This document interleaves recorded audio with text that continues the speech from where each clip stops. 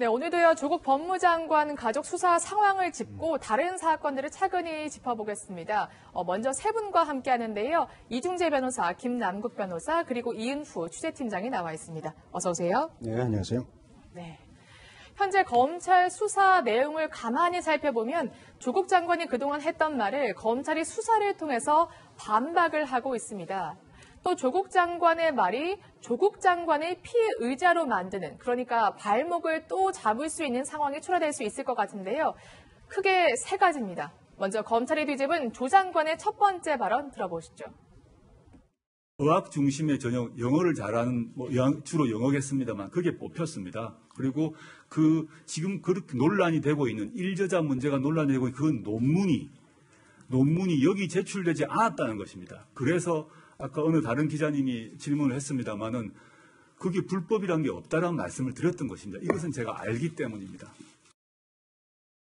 네, 영어를 아주 잘했고 특히 그 문제가 된 제1저자 논문은 제출되지도 않았다. 고려대 입학 전형에 이렇게 조 장관은 말해왔었는데 검찰 수사 내용은 정반대라고요? 네, 그렇습니다. 이 조 장관 딸은 2010년 고려대 생명과학대에 합격을 했는데 당시 입학 사정관에 따르면 이 지원자들 사이에서 이 조 장관 딸의 영어 성적이 특출난 수준이 아니었다고 검찰에 진술한 걸로 알려졌습니다. 네. 이 세계 인재선도라는 전형이었는데 이 어학 성적이 40%로 비중이 높긴 하지만 이 지원자들이 모두 대단한 어학 성적을 가지고 있어서 그 중에서는 그야말로 그냥 나쁘지는 않은 수준, 네. 즉 영어 성적만으로 이 합격을 할 만한 수준은 아니었다는 거죠. 그렇군요. 또 하나 지금 조 장관은 사실 제일 논문을 제출하지 않았다. 입학 전형 과정에서 이렇게 얘기를 했는데 이것 또한 지금 검찰 수사 내용이 정반대입니다. 물론 뭐 재판에서 확정된 건 아니지만 일단 상황이 그렇게 나타나고 있거든요. 네, 이제 고려대학교에서는 입학 서류와 관련되어서 보존 연한이 5년 정도밖에 되지 않기 때문에 네. 실제 뭐 논문이라든가 무엇인가 제출이 되었다라고 한다면 해당 서류는 5년이 지나서 이미 다 폐기를 했다라고 합니다. 네. 지금 고려대학교에서 보관을 하고 있다라고 하는 것은 제출했다라고 하는 그 목록만을 지금 보관을 하고 있다라고 하는데요. 지금 이제 목록을 미루어 추정을 해서 당시에 입학할 때에 이 논문을 제출한 것 아니냐라는 그런 지금 추정을 하고 있는 상황인 거고요. 이 목록만 있기 때문에 사실은 이것만으로는 아직은 확실하게 논문이 제출되었다라거나 무엇이 제출되었다, 어떤 것이 제출되었다 확정 지을 수 있는 그런 상황은 아니라고 보입니다. 네. 저희 고려대 그 입학 전형 과정을 담당했던 교수님의 발언 다시 한번 살펴볼 수 있을까요? 오늘 동아일보에 나온 내용입니다만 어쨌든 이렇게 말하고 있습니다. 제1저자 논문이 없었다면 조 씨가 합격권에 들지 못했을 것이다. 1저자 논문은 아주 드물게 뿐더러 아예 없는 것이기 때문에 단연 돋보였던 것으로 기억한다. 사실 이 1저자도 취소가 됐잖아요. 그러면 지금 고려대 입학마저 지금 취소가 될 수 있는 가능성이 있는 거고 더 나아가서 처벌을 받을 수 있는 가능성도 있는 거잖아요. 그렇죠? 그때 네. 뭐 논문도 지금 근데 공소시효가 문제가 될 것 같아요. 이미 그렇군요. 2009년, 2010년도 일이기 때문에 그때 뭐 허위로 작성해서 고려대학교의 입학 전형 업무를 방해했다 하더라도 공소시효가 7년이기 때문에 네. 이미 지났습니다. 그렇군요. 다만 형사처벌은 안 된다 하더라도 고려대 차원에서 이게 만약에 네. 허위라는 서류라는 네. 것이 증명이 된다면은 네. 입학을 취소할 수 있겠죠. 그리고 실제로 고려대학교에서는 20년 전에 뭐 대학에 입학한 사람에 대해서 그 서류가 가짜라는 게 드러나 입학 네. 취소를 한 사례가 있다고 합니다.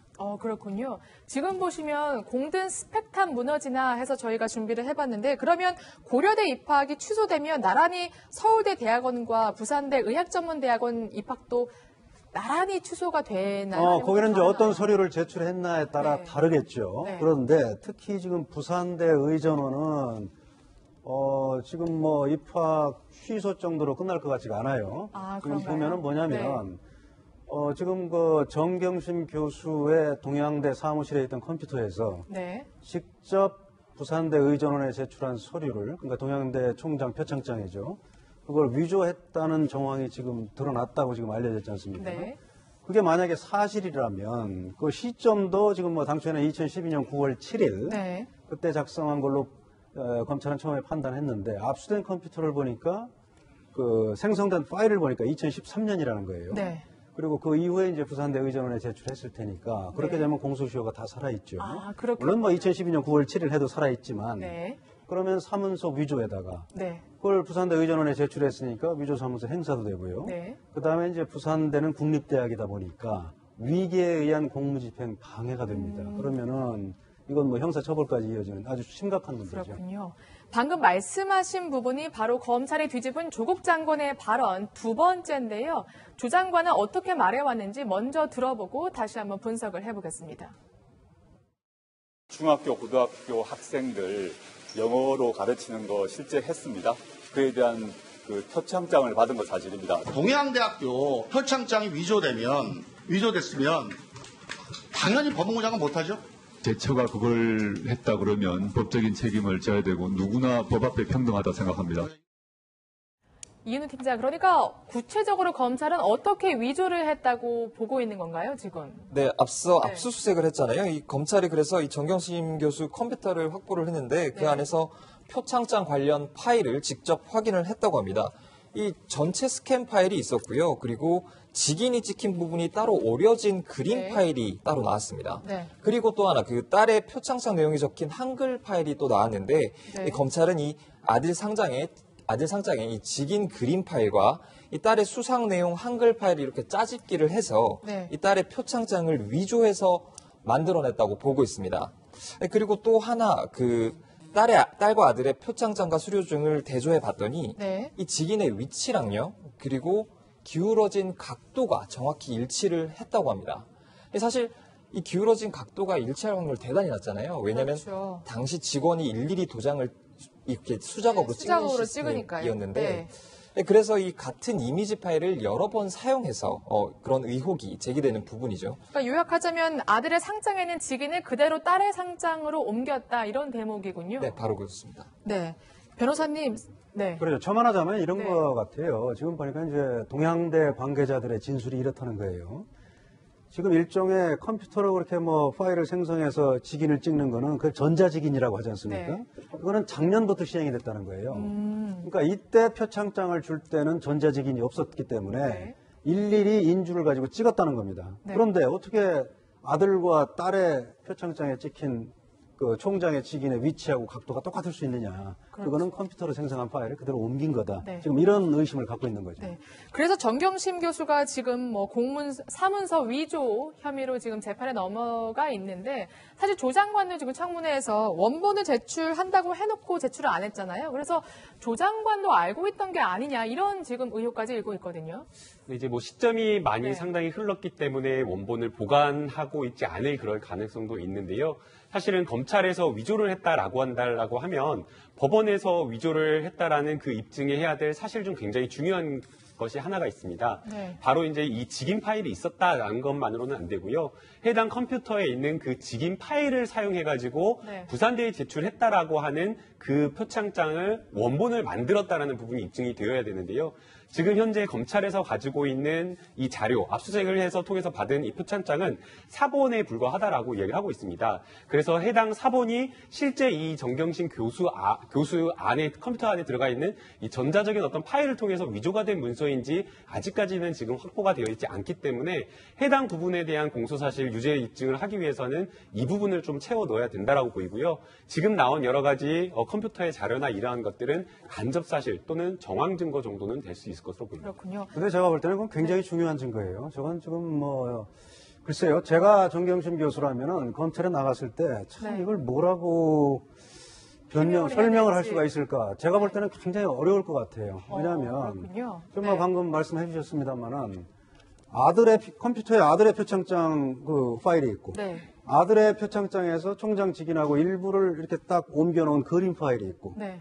딸의 표창장 줄 한글 파일이 있고 그다음에 최종 완성본까지 나왔단 말입니다. 네. 그러니까 누가 봐도 이건 뭐 거의 뭐 제가 뭐 퍼센트를 말할 수는 없겠습니다만은 네. 거의 확실히 이거는 위조했다. 빠져나갈 구멍이 이렇게 없다, 볼 이런 수밖에 없을 것 같아요. 말씀이시죠? 헤매기 어려울 것 같습니다. 네, 알겠습니다. 저희가 그래서 정경심 교수에 대한 공소장도 준비해 봤는데요. 공문서이기 때문에 실제 문서를 직접 보여드릴 수는 없습니다. 다만 재구성해 봤는데 서울중앙지방검찰청 피고인 정경심 죄명 사문서 위조되어 있고요. 한 가지 눈에 띄는 장면이 피고인은 성명 불상자 등과 공모하여 총장 명의의 표창장 한 장을 위조하였다. 저렇게 성명 불상자로 써서 저게 누구냐. 검찰이 혹시 조국 장관이나 조국 장관의 딸인데 약간은 배려해주는 차원에서 뺀 게 아니냐. 이런 의혹마저 드는데 변호사님께서는 어쨌든 검찰 수사를 이제 수년간 해보셨잖아요. 어떻습니까? 성명 불상자 많이 쓰는 공소장에 들어가는 내용인가요? 뭐 정말로 특정할 수는 없지만 네. 누군가와 같이 했다든가 아니면 누군가의 도움을 받아서 이런 행위를 했다고 생각될 때는 성명불상자가 공모했다고 써요. 네. 그런데 지금 검찰 상황에서는 뭐 조 장관 본인이 될 수도 있고 딸이 될 수도 있지 않느냐 이렇게 말씀하셨는데 네.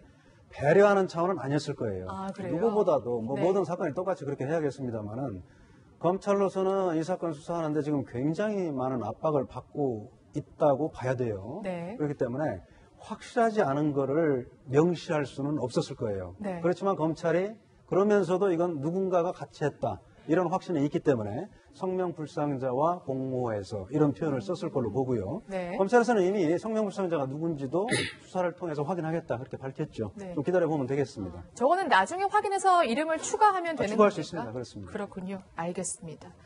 검찰이 뒤집은 조 장관의 세 번째 발언이 있는데요. 어떤 발언인지 직접 화면을 통해 확인해 보시죠.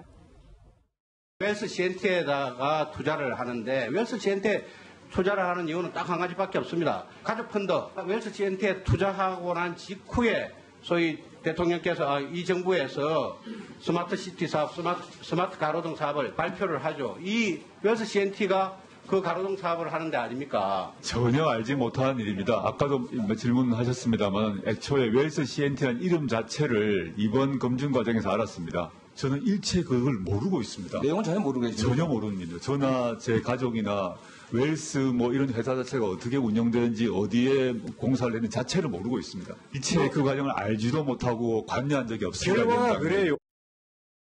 네, 조 장관은 사모펀드 투자에 관여한 적도 없고 알지도 못한다 이렇게 말해왔는데요. 검찰 수사 내용은 뭔가 정반대인 것 같습니다.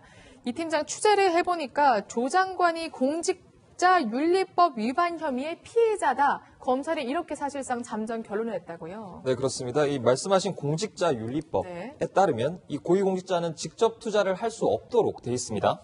그런데 검찰은 이 조 장관이 이 가족이 투자한 사모펀드 운용사인 이 업체의 투자 내용을 미리 알고 있었다고 보고 있습니다. 단서도 확보한 것으로 알려졌고요. 이는 사실상 직접 투자에 해당을 한다는 겁니다. 그래서 이 혐의가 있고 수사를 하고 있으니 뭐 피의자죠. 그래서 이 조 장관에 대한 소환 조사도 불가피하다는 입장을 정한 것으로 그렇게 알려졌습니다. 네. 근데 사실 변호사님 알고 있다는 개념이 굉장히 어떻게 보면 증거를 입증하기 어려운 추상적일 수도 있는 거잖아요. 그럼에도 이렇게 검찰이 공범이다, 피해자다 이렇게 말하는 이유가 있을 것 같거든요. 검찰의 증거 없이는 그런 얘기 할 수 없죠. 그리고 네. 검찰도 굉장히 조심스러울 거예요. 더군다나 요새 뭐 피의사실 공표죄 관련해서 네. 굉장히 논란이 되고 있기 때문에. 그런데 문제는 이겁니다. 고위공직자들은 주식을 고위공직자의 네. 취임하면 매각하거나 백지 신탁하도록 돼 있잖아요. 네. 그런데 지금 그럼 본인 이름으로 갖고 있는 것만 주식에 투자한 거냐? 그건 아니거든요. 차명으로 얼마든지 할 수 있어요. 네. 그런데 지금 뭐 알려진 바로는 뭐 조국 장관이면 조국 장관이고 정경심 교수면 정경심 교수의 네. 자산 관리인으로 알려진 투자증권의 김모 씨. 네. 이 사람 진술이 이런 게 나왔다는 거예요. 정경심 씨가 조국 씨의 그 공직자 재산 공개를 앞두고 당시에 네. 코링크 PE에 차명 투자하는 뭐 이런 방식은 어떠냐 이걸 물어봤다는 거예요. 그러면은 이건 뭐 본인 이름은 쓰지 않았지만 네. 차명으로 직접 주식에 투자한 거 아니냐. 왜냐하면 코링크 PE가 사모펀드를 만들고 그 사모펀드가 웰스 CNT 또 WFM에 출자해서 지금 대주주가 네. 됐잖아요. 그래서 네. 주식을 어떻게 보면 간접적으로 지금 조국 장관의 오촌 조카인 조모 씨가 지금 소유하고 있는 건데 네. 사실 지금 돌아가는 걸 보면 제 개인적인 의견입니다만은 네. 조모 씨도 지금 회사의 실소유주가 아닌 것 같아요. 오촌 조카 말씀이시죠? 그렇습니다. 오촌 조카. 처음에는 형식상 대표로 되어 있는 코링크 PE의 이모 씨에 대해서 구속영장을 청구했습니다만 법원에서 이건 주범이 아니다. 종범에 불과하다. 그랬었죠. 바지사장이다. 이렇게 봐서 조모 씨가 실제 운영주다. 이렇게 지금 가는 분위기인데 네. 제가 볼 때는 검찰에서 또 다른 측면도 바라보고 있는 것 같아요. 왜냐하면 조국 장관 일가가 웰스 CNT에도 지금 14억을 투자를 했고 네. 그다음에 코링크 P의 설립 자금도 지금 빌려줬단 말이에요. 네, 그런 의혹이 오촌 있죠. 조카한테 지금 5억 원 빌려주고 그다음에 서남한테 3억 원 빌려주고 이렇게 되면은 조국 장관 일가가 실질적으로 코링크 P도 운영하고 나머지 취득한 WFM의 주식도 실제 소유자가 아닌가. 검찰은 이렇게 바라보고 있을 것 같아요. 네. 그런 점도 볼 것 같습니다. 네. 뭐 확신하는 단계는 아닐지 모르겠습니다만 그렇게 되면은 다른 사람의 이름으로 주식을 갖고 있지만 결과적으로 직접 가지고 있는 거나 똑같은 거 아니냐. 그러면 주식을 매각하지 않고 공직자가 계속 다른 편법으로 가지고 있는 거니까 이건 공직자윤리법 위반이 아니냐. 이 점을 지금 들여다보고 있는 것 같습니다. 그렇군요. 검찰 조사를 받은 업계 관계자도 이렇게 말을 했다고 합니다. 아무래도 신원이 드러날 수 있기 때문에 저희가 어느 업계인지는 얘기 안 하는데요. 조 장관과 정 씨가 투자 내역을 상세히 알고 있다는 말이 그 회사 내에 파다했다. 이런 진술을 검찰 쪽에 한 것으로 지금 알려지고 있습니다. 그러면 사실 문제가 되는 게 물론 가정입니다만 검찰 수사 결론이 나지 않았기 때문에요. 1차적으로 걸릴 수 있는 게 조 장관이 청문회 위증 혐의를 지금 받을 수 있잖아요. 인사청문회법의 후보자, 인사청문 당사자인 후보자가 이 선서를 하고 말하는 부분에 대해서 위증을 처벌하는 것은 없습니다. 처벌조항이 빠져 그래요? 있기 때문에 네. 해당 부분에 대해서 거짓말이었다라고 하더라도 처벌은 되지 않고요. 다만 지금 실제 조국 장관이 실제 그 당시에 투자 내역이나 이러한 것들을 알았는지 몰랐는지 여부가 굉장히 좀 중요하다고 보이는데요. 지금 해당 이 업계 관계자라고 하는 사람의 이야기를 들어보면 네. 결국에는 그 업계 관계자가 회사 내에 이러한 어떤 소문이 파다했다라는 이야기, 그러니까 네. 그냥 회사 내에 있는 여러 가지 뜬 소문 같은 그런 이야기를 듣고 이야기를 한 것이기 때문에 네. 사실상 이게 전문 증거로서의 어떤 증거 가치도 굉장히 빈약하고 네. 그 출처를 좀 확인하기 어렵다고 보이고요. 또 웰스 CNT에 투자를 한 것을 알았는지 몰랐는지, 정경심 교수만 알았는지 아니면 조국 장관까지 알았는지 이 부분도 굉장히 중요한데, 알았다고 하더라도 이 공직자윤리법에서 금지를 하고 있는 것은 직접 직무상 충돌, 이해 충돌 가능성이 있는 주식 보유라든가 직접 투자를 금지하고 있는 것이지, 운용사가 직접 투자한 부분에 대해서 이것을 사후에 알았다라거나 아니면 그것을 그 내역을 알았다라고 하더라도 이게 공직자윤리법에 위반되지는 않습니다. 네. 만약에 이게 정말 문제가 되려고 한다면 이 운영사와 관련되어서 어느 회사에 투자하는지 그런 운영에 대한 직접적인 실질적 관여를 해가지고 운영을 결정할 수 있는 그런 정도까지 실질적 지배까지 돼야 되는데, 해당 부분이나 이러한 것들을 보게 되면 정경심 교수가 이 투자 5억과 관련된 이 5억 원을 이 오촌 조카에게 빌려줬다라고 이야기를 하고 있고, 실제 뭐 이자와 관련된 받은 내역, 그리고 2018년도에 이 문제가 불거지기 전에 해당 그분을 또 돌려받았다라고 이야기를 하고 있기 네. 때문에 이러한 어떤 돈이 흐름만으로, 그러한 어떤 돈이 흐름만으로 코링크 P의 자본금이 되었다라는 것만으로 실질적 지배가 있었다라고 좀 보기에는 저는 어렵다고 생각합니다. 알겠습니다. 그런데 문제는 네. 또 하나의 증거가 있어요. 녹취록이 있잖아요. 아, 녹취록. 오촌 조카가 해외 그렇죠. 보여주는. 네. 도피에 있을 때 웰스 CNT 최모 대표하고 통화한 그 녹취록이 있잖아요. 거기를 보면은 네. 웰스 CNT에 원래 투자를 했다가 그 자금을 다시 돌려받아요. 조모 씨가. 네. 그래서 그걸 가지고 명동 사채시장에서 현금을 했다는 건데, 그걸 보고 그랬잖아요. 조 장관은 청문회 나가면은 이 자금 흐름 모른다고 할 거다. 그런데 이 자금 흐름이 알려지면 다 죽는다. 네. 조 장관도 물러날 수밖에 없다. 이런 녹취록이 있기 때문에 지금 막연한 진술, 추측성 진술만은 네. 아니에요. 그래서 검찰이 알겠습니다. 지금 이 부분을 들여다보고 있는 근데 저희가- 오히려 해당 녹취록을 보면요, 그 녹취록 내용 말고 다른 부분에는 오히려 이해 충돌 가능성이 있다라고 하면서 이해 충돌의 오해를 걱정하는 것으로 보이고요. 또 그 다음에 최모 씨와 공범을 공모해서 10억 원의 어떤 업무상 횡령을 했다라고 지금 의심을 받고 있는데, 만약 정말 조국 장관 후보자나 일가가 이 코링크 P를 지배했다라고 한다면 횡령한 자금이 사실상 이 조국 장관 후보자나 부인에게로 흘러 들어가야 되는데, 네. 그것을 명동 사채시장에서 현금화해가지고 익성이라고 하는 모 회장, 부회장 이쪽으로 지금 흘러갔다라고 지금 이야기가 되고 있기 때문에 네. 자금의 흐름이나 알겠습니다. 이런 것들 보면 어, 부분은 그렇게 여기까지 추가해 조금 하도록 저 할까요? 한마디만 시간 좀 더. 관계상. 네, 짧게 좀 뭐냐면 말씀해 지금 주시죠. 네. 조국 장관 일가는 투자를 한 거예요. 투자를 한 돈을 자기가 회수하지는 않죠. 지금 의심받고 있는 거는 그런 돈을 이용해서 WFM이든 허위 공시를 해서 주가를 올리는데 관여를 했느냐 아니냐 이걸 보는 거기 때문에 본인이 회수하는 건 아니에요. 그 투자를 해서 굉장히 수익을 보려고 한 거 아니냐 네. 이런 의심을 하고 있는 거죠. 알겠습니다. 이야기를 저희가 더 했습니다. 이야기를 하고 싶지만 시간 관계에서 여기서 줄이도록 하고요. 다음에는 다시 한번 좀 자리를 마련할까요? 네, 그러도록 하겠습니다. 마지막으로 하나 좀 질문 드릴 게 있는데, 지금 두 분이 굉장히 팽팽하신 것처럼 일각에서도 어쨌든 조국 장관, 정경심 교수의 소환은 당연한 거고, 이제 조국 장관이 정말 알았냐, 몰랐냐 이런 걸 확인하기 위해서라도 불러야 된다 이런 지적이 있거든요. 어떻습니까? 지금 뭐 공직자윤리법 위반 혐의가 제일 첫 번째가 될 것 같아요. 근데 네. 이 조국 장관 소환 조사 여부는 결국은 정경심 교수를 소환해서 지금까지 뭐 수사한 결과, 그다음에 정경심 교수의 진술 내용 이걸 네. 종합해서 조국 장관 소환 여부가 결정될 겁니다. 부를 가능성이 있다고 부를지 안 보세요? 부를지는 지금 뭐 사실, 확정적으로 말할 네. 수는 부를 50대 50이다? 수밖에 없고요. 피의자로 전환이 되었고, 변호사님은, 네, 부를 네. 수밖에 없는 그런 상황이고요. 다만 이제 공식적으로 이제 소환을 해가지고 포토라인에 네. 쓰냐 안 쓰냐 그 문제가 알겠습니다. 네, 두 분이 이렇게 말씀을 해주시니까 저희도 이해도 쉽고 이렇게 양측의 의견을 들어보니까 더욱더 이해가 더 잘 되는 것 같습니다. 이중재 변호사님은 여기서 인사드릴게요. 오늘 네. 말씀 정말 고맙습니다. 네, 고맙습니다.